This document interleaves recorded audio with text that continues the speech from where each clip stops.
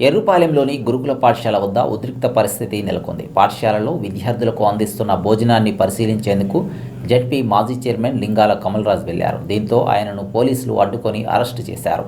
ప్రభుత్వ నిర్లక్ష్యం వల్లే పాఠశాలలో నాణ్యమైన భోజనం అందటం లేదని కమల్రాజ్ ఆరోపించారు. అరెస్టు విషయం తెలుసుకున్న బీఆర్ఎస్ శ్రేణులు ఎర్రుపాలెం పోలీస్ స్టేషన్కు పెద్ద సంఖ్యలో చేరుకొని పోలీసులకు వ్యతిరేకంగా నినాదాలు చేశారు. గురుకుల పాఠశాల సందర్శించడానికి అనుమతి ఇవ్వాలి, గురుకుల పాఠశాల సందర్శించడానికి అనుమతి ఇవ్వాలి, గురుకుల పాఠశాల సందర్శించడానికి అనుమతి ఇవ్వాలి, గురుకుల పాఠశాల సందర్శించడానికి అనుమతి ఇవ్వాలి, గురుకుల పాఠశాల సందర్శించడానికి అనుమతి ఇవ్వాలి, గురుకుల పాఠశాల సందర్శించడానికి 400 గురుకుల పాఠశాలని 1000 గురుకుల పాఠశాల చేసింది కేసీఆర్ గారు. గత 9.5 సంవత్సరాల కాలంలో వినండి, గత 9.5 సంవత్సరాల కాలంలో డోంట్ టచ్ మీ.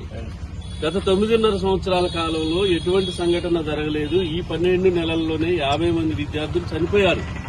దానికి ప్రజాప్రతినిధులుగా చేసినటువంటి వాళ్ళు గాని, ఎక్స్ సెక్రటరీగా ఉన్నటువంటి ఆర్ఎస్ ప్రవీణ్ కుమార్ గారు గాని, కేటీఆర్ గారు గాని వారందరూ కలిసి అన్ని పాఠశాలల్ని డెమోక్రటిక్ గా సందర్శించమని మాకు చెప్పారు.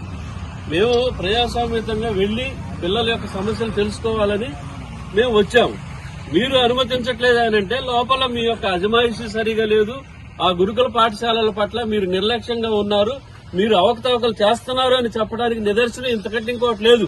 ఒకవేళ మీరు ఏమీ చేయట్లేదు అని అనుకుంటే ఎస్ మీరు రండి, మాతో పాటు మీరు కూడా చూడండి, మాకు అవకాశం ఇవ్వండి. లేదు మీ దాంట్లో తప్పులు జరుగుతున్నాయనంటే మమ్మల్ని అరెస్ట్ చేసి అక్రమంగా నిర్బంధంగా స్కూళ్ళకి పోకుండా మరి చేస్తున్నారు అని అంటే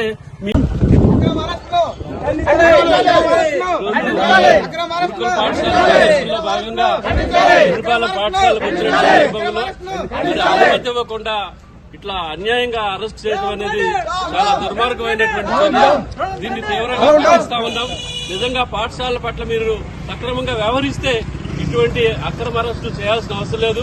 మీరు లోపభూయిష్టంగా మీరు మరి పాఠశాలను నిర్లక్ష్యం చేస్తున్నారని చెప్పడానికి ఇది ఒకటే నిదర్శనం అని చెప్పేసి వాళ్ళు వైఖరి మార్చుకోవాలని కూడా డిమాండ్ చేస్తా ఉన్నాం.